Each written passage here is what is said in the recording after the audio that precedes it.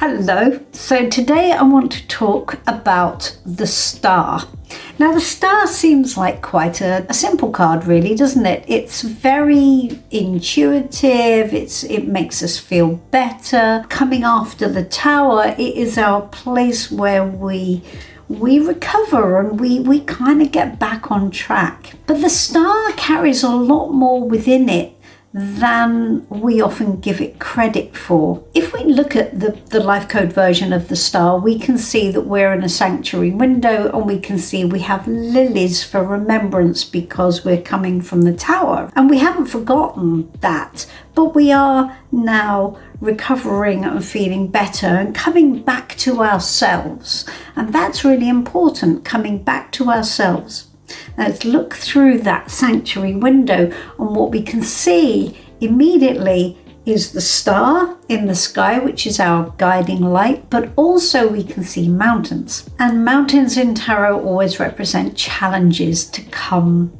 So they are challenges that we're going to have to contend with at some point. There is also a nice little callback on this card to the Ace of Pentacles, because what we're doing is we're going to create a new experience, aren't we? We're going to create a new enriching experience. And we trust that we're going to be able to do that. On the star card, we are coming to a position where we trust ourselves and we trust our connection with the energetic world and our intuition. It's a nice, fully rounded thing. How do we do it, though? Because it's not so easy, is it, after we've been through a real life tough experience like the tower or death or any of those challenging life experiences that we all have sooner or later.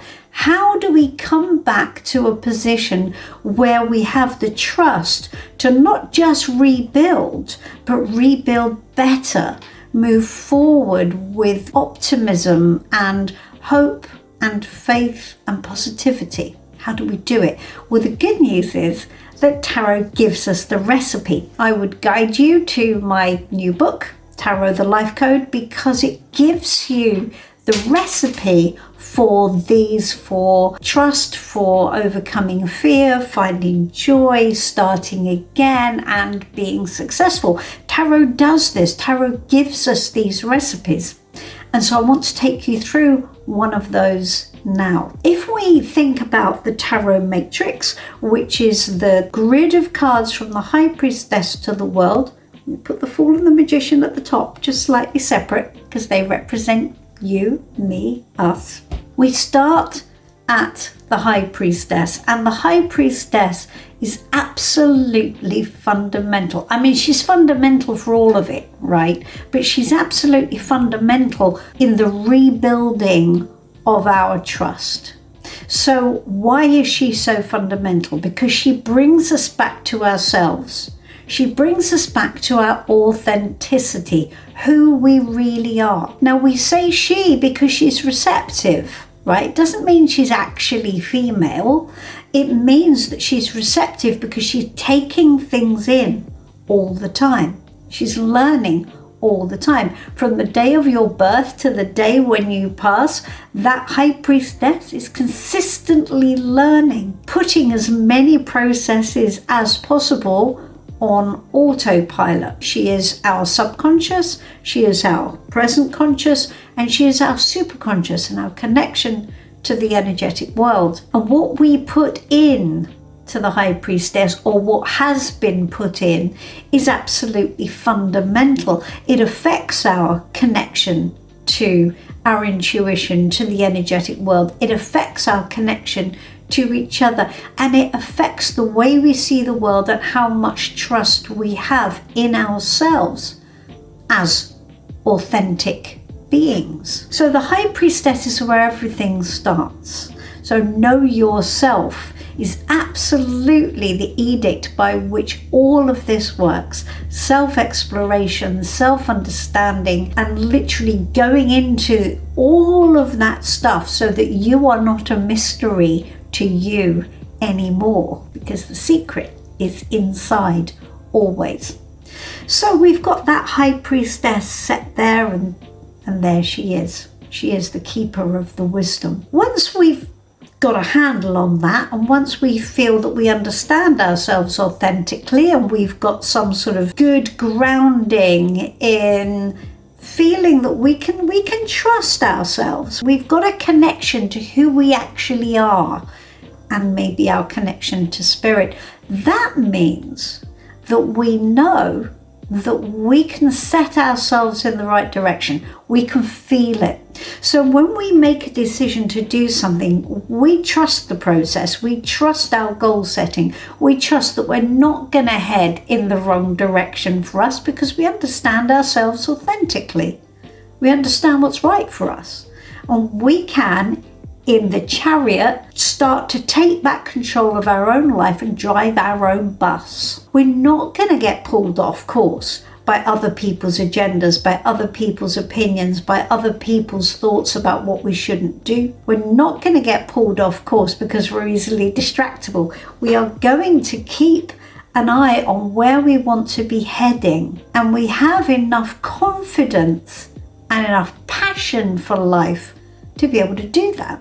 And we know that, and we trust ourselves that we will always come back to a version of ourselves which is able to move forward in a really good and positive way for us. So as we come out of the chariot and we come down to the next card, and we come down to the Hanged Man. The Hanged Man is a very meditative card, and what it's talking about is us being able to have patience, and us being able to sacrifice our agenda, sacrifice perhaps the way we have been thinking.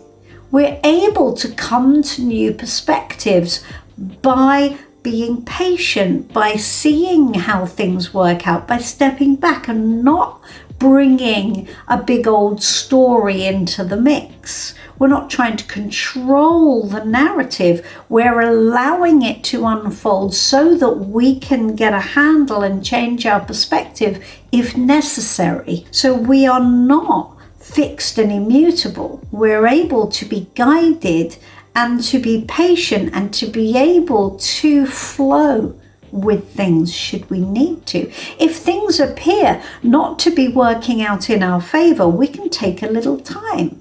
We can step back and we can say, was my ego really pushing me in the right direction for the right reasons? Perhaps if I give this a little time, I'll see that actually the fact that it didn't work out was for the best. I just need a little patience. I need to sacrifice my need to control everything. Now, when we have those things in play, the High Priestess, the Chariot, and the Hanged Man, we then come fully formed into the Star.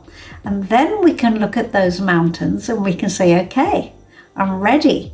I've got the chariot. I can start making that journey. I have the confidence. I have some passion for wanting to build anew, but I'm not going to be a blunt object. I'm not going to run roughshod over everything. I'm going to allow the process to unfold, and I know what I want. I know I want to be happy.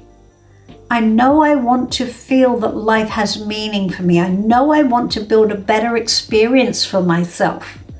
That's my goal. I'm going to flow with this. The Hanged Man, as the guiding principle to the realm of the mind, he's the sort of navigation system for all of that raw power that's in the suit of wands, which basically fires up through the chariot.